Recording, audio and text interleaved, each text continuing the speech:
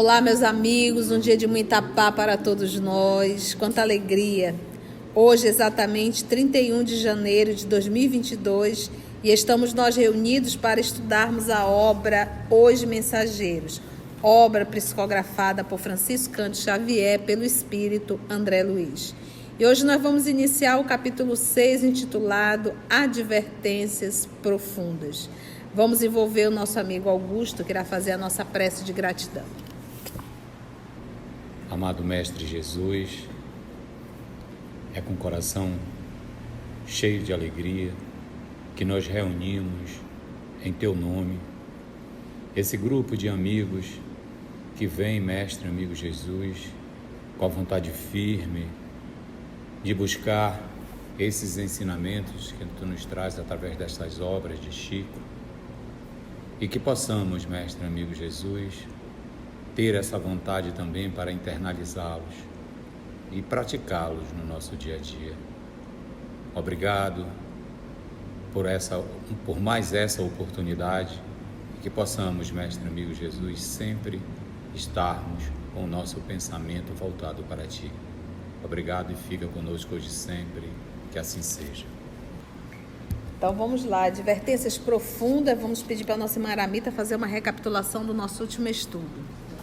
Então, André Luiz está no Ministério da Comunicação, num grande auditório, onde o Telésfero, antigo lidador da comunicação, está fazendo uma preleção para todos que vão se iniciar na comunicação entre os espíritos e os encarnados.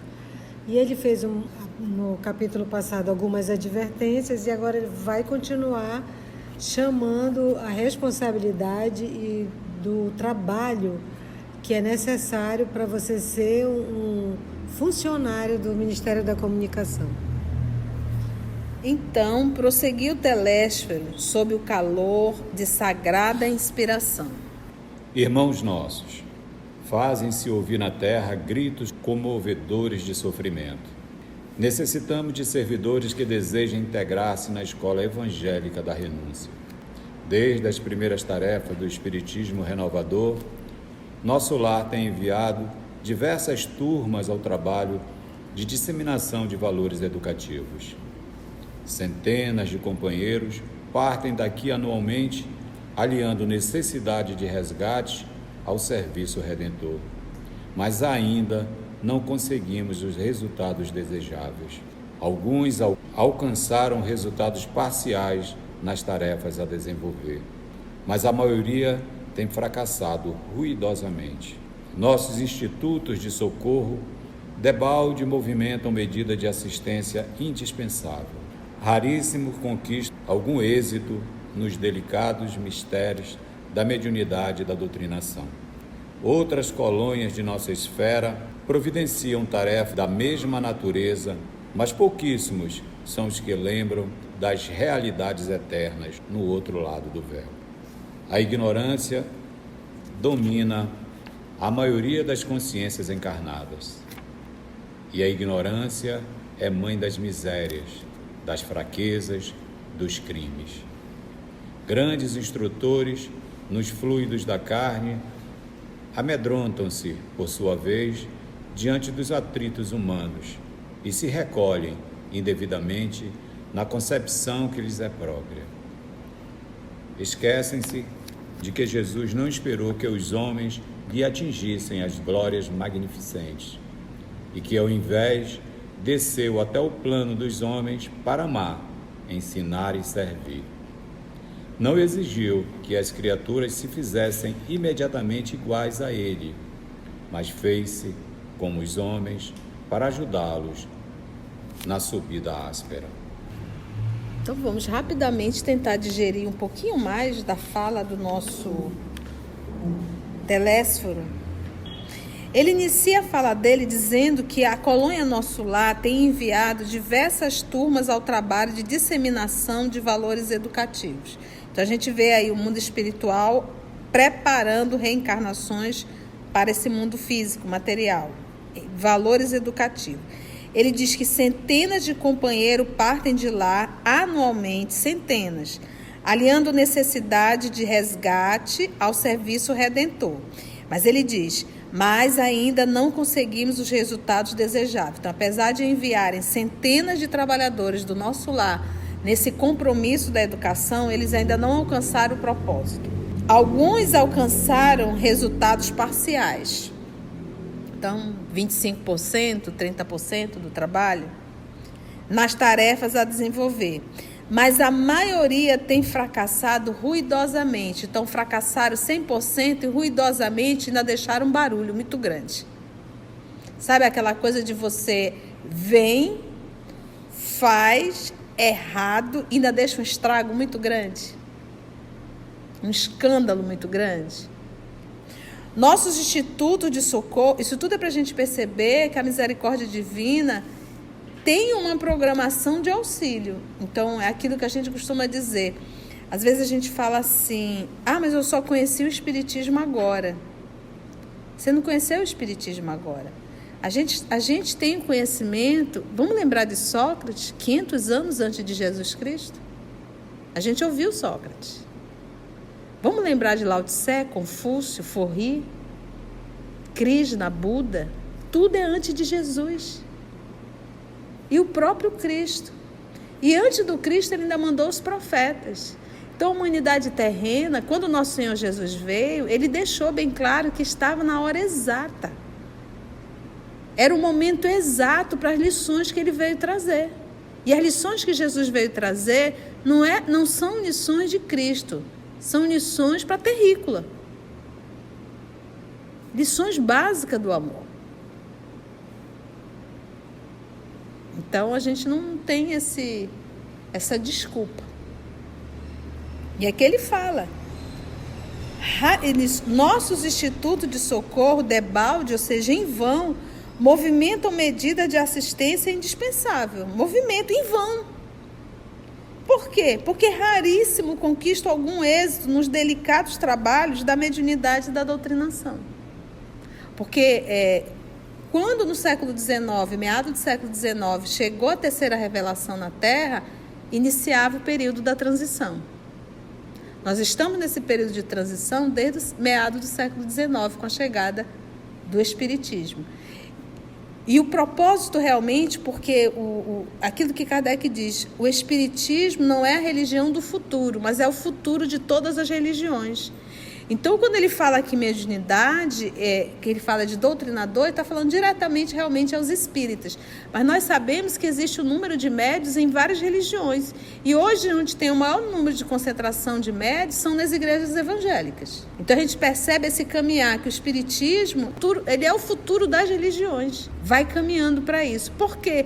Porque nós temos que nos aproximar de forma lúcida e consciente do mundo espiritual, para que nós possamos nos identificar como espíritos que somos. Então, aquilo que a gente viu em Chico Xavier, isso vai ser o natural daqui a alguns milênios. Todos nós. Não haverá essa distância entre mundo físico e mundo espiritual. Nós vamos caminhando para isso. Mas para isso é necessário esse trabalho de base, médios e doutrinadores. E normalmente quando o povo vem, o que ele diz aqui? Ele usou o termo, gente, raríssimo. E quando os espíritos dizem raríssimos, é raríssimo mesmo. Então a gente vê no trabalho mediúnico, já que ele falou a palavra doutrinação e mediunidade aqui, a gente vai vendo o quê? Grupos mediúnicos que não estudam, dialogador que se envaidece, às vezes tem caso de dialogador que se envolve com a médium. De tudo a gente encontra no trabalho mediúnico. Médium que acaba se fascinando, se achando importante, se achando uma excelente médium. Começa as brigas, começa a vaidade, cai tudo por terra. Outras colônias de nossa esfera providenciam tarefas da mesma natureza, não só o nosso lar, como outras colônias. Mas pouquíssimos são os que se lembram das realidades eternas no outro lado do véu, ou seja, quando estão encarnados, no outro lado do véu. Raríssimo, novamente ele usou o termo aqui, pouquíssimo. Outras colônias também, mas todo mundo esquece. Aí aquilo que a tia tem falado, a gente esquece o quê? Do que vem fazer? Não, a gente esquece do que somos, um espírito encarnado. A ignorância, ela domina a maioria das consciências encarnadas. Essa ignorância é o quê? De ignorar a sua condição espiritual. Domina. E a ignorância, ela é mãe das misérias, é mãe das fraquezas e é mãe dos crimes, tá? A ignorância. Porque quando nós verdadeiramente tivermos não só a informação, mas a consciência do que somos, acabou a miséria, acabou a fraqueza e acabou o crime. Grandes instrutores nos fluidos da carne, nesse fluido aí representando a matéria, tá? Amedrontam-se, por sua vez, diante dos atritos humanos e se recolhem indevidamente na concepção que lhes é própria. Quer dizer, ele diz assim, grandes instrutores dizem, eu não vou não, esse povo aí tá doidinho, todo mundo perturbado, eu vou me isolar aqui. Olha, chegou um momento, não estou dizendo que eu sou grande instrutor não, tá? Mas chegou um momento no movimento espírita que eu me assustei, com a ignorância mesmo. E eu vi o povo estudando muito psicologia e ninguém estudava Jesus, ninguém estudava mais Emmanuel. Aí eu comecei a ficar assustada com aquilo, aí comecei a ouvir as baboseiras. Eu digo, meu pai, e agora? Onde é que eu vou estudar espiritismo? Se eu quisesse fazer curso de psicologia, eu procurava academia. O estudo aportilado, aquele estudo viciado de leitura.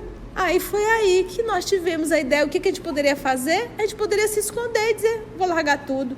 Mas o que a gente não pode? Eu digo, bem, vamos iniciar um estudo das obras básicas. E aí foi quando nós iniciamos o EOS, né? Que nós víamos, na verdade, já estudando obras também de psicologia, foram 8 anos. Eu digo, não, chega, eu não dou conta mais disso não quero mais isso não, estou cansada disso. E a gente vendo, as pessoas estavam carentes de espiritismo, carente de livro dos espíritos, carente de livro dos médios. E aí foi quando eu disse, eu estou com saudade de Jesus. Aí foi quando nós pegamos a obra Paulo Estevam, e aí não parou mais. E o EOS, a característica do EOS, alguém hoje me perguntou na rede social, você vai estudar a obra tal? Não vou dizer o nome da obra. Eu disse, a característica do EOS é estudar as obras psicografadas por Francisco Cândido Xavier. E são mais de 400. Então já viu que não tem espaço para outro, né? E a gente estuda realmente essas obras. Então, aqui o que ele está dizendo é isso aqui. O que eles fizeram? Nos fluidos da matéria, amedrontam-se por sua vez diante dos atritos humanos e se recolhem indevidamente na concepção que lhes é própria. Então se isola, se fecha, vai para o mosteiro, não vou estudar só em casa agora que esse povo é todo doido. Não dá. Esquecem-se de que Jesus não esperou que os homens lhe atingissem as glórias magnificentes e que, ao invés, desceu até ao plano dos homens para amar, ensinar e servir. Porque quantas vezes a gente se decepciona dentro da instituição espírita, porque a gente cria uma expectativa, aí o que a gente faz? Esse povo é todo doido, e se isola, e se fecha e larga tudo. Poxa, ele diz assim, se Jesus esperasse a gente ser bom para ele poder vir à Terra, não exigiu que as criaturas se fizessem imediatamente iguais a ele, mas fez-se como os homens, para ajudá-los na subida áspera. E com um profundo brilho no olhar, Telésforo acentuou depois de pequeno intervalo. Se o Mestre Divino adotou essa norma, que dizer das nossas obrigações de criaturas falidas? Abstraindo-nos das necessidades imensas de outros grupos, procuremos identificar as falhas existentes naqueles que nos são afins. Em derredor de nós mesmos, os laços pessoais constituem extenso campo de atividade para o testemunho. Cesse para nós outros a concepção de que a terra é o vale tenebroso, destinado a quedas lamentáveis, e agasalhemos a certeza de que a esfera carnal é uma grande oficina de trabalho redentor. Preparemo-nos para a cooperação eficiente e indispensável. Esqueçamos os erros do passado e lembremo-nos de nossas obrigações fundamentais. A causa geral dos desastres mediúnicos é a ausência da noção de responsabilidade e da recordação do dever a cumprir. Quantos de vós fostes abonados aqui por generosos benfeitores que buscaram auxiliar-vos, condoídos de vossos pretéritos cruel? Quanto de vós partistes, entusiastas, formulando enormes promessas? Entretanto, não soubestes recapitular dignamente para aprender a servir conforme os desígnios superiores do Eterno. Quando o Senhor vos enviava possibilidades materiais para o necessário, regressáveis à ambição desmedida. Ante o acréscimo de misericórdia do labor intensificado, agarrastes à ideia da existência cômoda. Junto às experiências afetivas, preferiste os desvios sexuais. Ao lado da família, voltastes à tirania doméstica e aos interesses da vida eterna, sobrepusestes as sugestões inferiores da preguiça e da vaidade. Deste-vos, na maioria, a palavra sem responsabilidade e a indagação sem discernimento, amontoando atividades inúteis. Como médios, muito de vós preferíeis a inconsciência de vós mesmos, como doutrinadores, formuláveis conceitos para exportação, jamais para o uso próprio. Que resultado atingimos? Grandes massas batem as fontes do espiritismo sagrado tão só no propósito de lhes mancharem as águas. Não são procuradores do reino de Deus os que lhes forçam, desse modo, as portas, e sim caçadores dos interesses pessoais. São os sequiosos da facilidade, os amigos do menor esforço, os preguiçosos e delinquentes de todas as situações, que desejam ouvir os espíritos desencarnados, receosos da acusação que lhes dirigem a própria consciência. O fel da dúvida invade o bálsamo da fé nos corações bem intencionados. A sede de proteção indevida azorraga os seguidores da ociosidade. A ignorância e a maldade entregam-se às manifestações inferiores da magia negra. Olha, gente, dá vontade de parar aqui e dizer boa noite a todos. Vamos chorar em casa, porque ele fala diretamente a nós espíritas. Se o Mestre Divino adotou essa norma, que dizer das nossas obrigações de criaturas falidas? Se Jesus foi, por que nós não vamos, né? Abstraindo-nos das necessidades imensas de outros grupos, procuremos identificar as falhas existentes naqueles que nos são afins. Em derredor de nós mesmos, os laços pessoais constituem extenso campo de atividade para o testemunho. Pronto, ele já respondeu. Em derredor, não precisa nem ir longe. Em derredor de nós mesmos, os laços pessoais constituem extenso campo de atividade para o testemunho, porque a gente só tem criaturinha que exige de nós suor, sangue, paciência, tolerância, resignação e um pouquinho mais. Porque é impressionante como quem vive conosco tem a capacidade de mostrar a nossa ferida, a capacidade de mostrar as nossas fragilidades, a capacidade de tirar o nosso equilíbrio. Por quê? Porque ela é o instrumento adequado para mostrar exatamente as nossas fragilidades, a serem corrigidas. Cessa, acaba para nós outros a concepção de que a terra é o vale tenebroso, chega disso, destinada a quedas lamentáveis, e agasalhemos a certeza de que a esfera carnal é uma grande oficina de trabalho redentor. Então não é aquela ideia que todos nós que estamos aqui, a gente está aqui para falir, para errar. Não, a gente está aqui para consertar, porque a oficina é conserto. Preparemos-nos para a cooperação eficiente e indispensável. Ele está falando isso aqui para quem, gente? Espíritos, espíritas. Médios e doutrinadores falidos. Esqueçamos os erros do passado e lembremos de nossas obrigações fundamentais. Não adianta chorar o leite que derramou. A causa geral dos desastres mediúnicos é a ausência da noção de responsabilidade e da recordação do dever a cumprir. Pronto. Aqui ele fez... Olha, gente, o erro maior, sabe o que é? A falta da ausência de responsabilidade, da noção de responsabilidade e da recordação de dever a cumprir. Não estuda, não se prepara, tem uma dorzinha de cabeça falta, não coloca em prática o que estuda. Isso para o dialogador também. Ausência de responsabilidade e recordação do dever a cumprir. Quantos de vós foste abonados aqui por generosos benfeitores que buscaram auxiliar-vos? Abonado, deram um trocadinho, deram uma oportunidade. Condoídos de vosso pretérito cruel, É por isso que a gente diz, a faculdade mediúnica, quando você vê um médium, se você realmente é espírita, você já tem a informação que o médium não é um ser evoluído. O médium é um ser enrolado com a lei e que o papai dá um recurso, daqui ele usou o termo abonado. O papai utiliza o recurso da mediunidade, esse talento realmente da mediunidade, para que o outro possa recordar constantemente que é um espírito temporariamente habitando o corpo físico. Gente, uma coisa é eu ler, a outra coisa é eu sentir, é eu ver o médium ostensivo. Imagina um espírito falar através do meu órgão fonador e eu sentir tudo o que ele sente.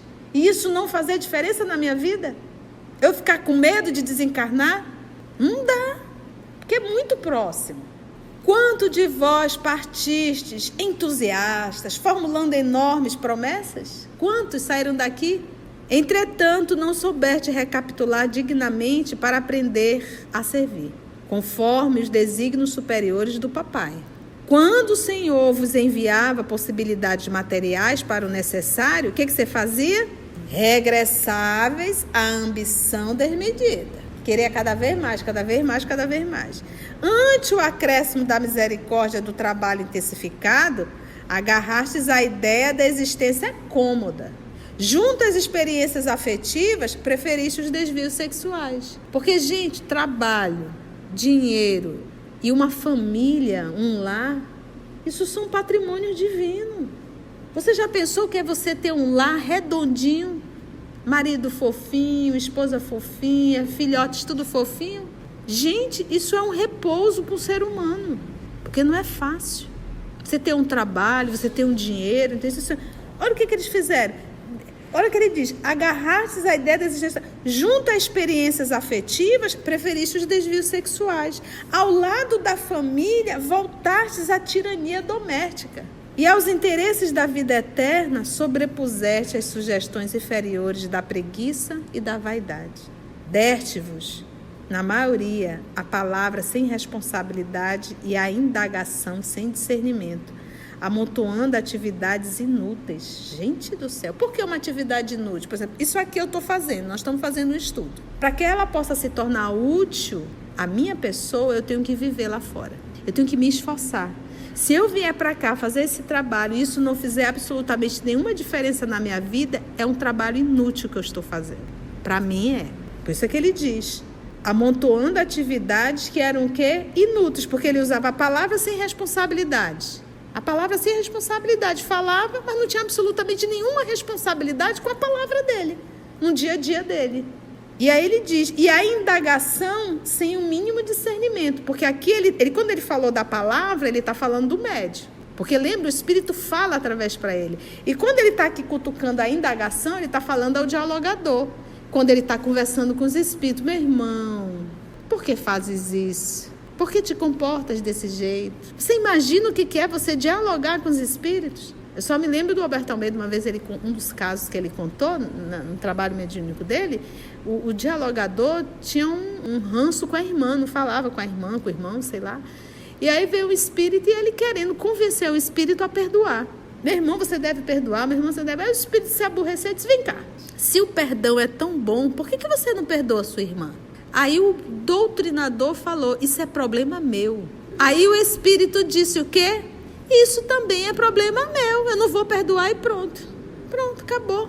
Então olha aí a fala, a palavra sem responsabilidade e a indagação sem o mínimo discernimento, amontoando atividades que se tornam o quê?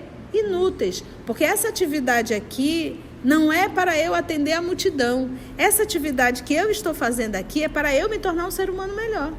E cada um vai ler e vai fazer o seu trabalho. Porque quando fala em reforma íntima, nós estamos falando de um trabalho íntimo. E só tem uma pessoa com capacidade de entrar no teu mundo íntimo, você. Ninguém tem essa capacidade. Só você pode trabalhar o seu mundo íntimo. Nem Jesus atropelou. Quando procurava, ele ainda indagava, que queres que eu te faça? Tua fé te curou. Lembra disso? Como médios, muitos de vós preferíeis a inconsciência de vós mesmos, Então, quantas vezes o médium diz, eu queria ser médium inconsciente, que eu não quero lembrar de nada. Não, tem que lembrar sim. Prefere a mediunidade inconsciente. Não, você tem que lembrar. O propósito é a gente caminhar para isso. Na época de Kardec foi necessário para que se comprovasse o fenômeno. Na época de Kardec era a codificação tomando forma na Terra, tomando campo, tendo anotações, formando os livros. Hoje a mediunidade não é mais para isso. A mediunidade é para nós nos aproximarmos da comunicação, da ação, do movimento de forma consciente. Por que hoje a tia diz assim, esse pensamento é meu? E eu digo, esse pensamento não é meu. Porque a gente exercitou a psicofonia. E através do exercício a gente começa a identificar, não só através do autoconhecimento, mas a gente já começa a perceber quando somos nós e quando nós estamos mediunizados. Se eu não tivesse feito esse exercício, como é que eu ia saber disso? Então, o trabalho mediúnico é esse exercício consciente e deve ser exercitado de forma consciente. Como doutrinadores, formuláveis conceitos para exportação, jamais para uso próprio. Então, ele usava sempre para expor, para mostrar, mas nunca para uso próprio. Cenas do próximo capítulo, gente. É muita informação. A próxima semana a gente dá continuidade a esse comentário que o Augusto já leu e vamos finalizar o capítulo, se Deus assim nos permitir. Foi bom, gente? Então agradecemos a Deus, nosso Pai, a espiritualidade amiga, a Jesus, o amor de nossa vida e até o nosso próximo encontro, se Deus assim nos permitir.